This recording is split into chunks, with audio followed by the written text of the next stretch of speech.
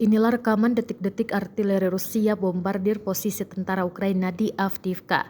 Rekamannya beredar di Telegram resmi militan Republik Rakyat Donetsk pada Jumat, 24 Maret 2023. Tampak gerombolan tentara Ukraina hingga bentengnya dibombardir.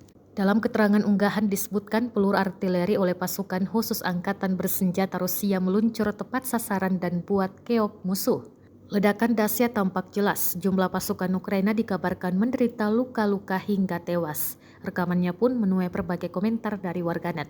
Selain itu, diketahui pesawat tak berawak hingga rudal Rusia menyerang kota-kota di Ukraina dengan rudal-rudal dan juga menghantam blok apartemen. Dan diketahui pula invasi Rusia ke Ukraina telah memasuki hari ke-394.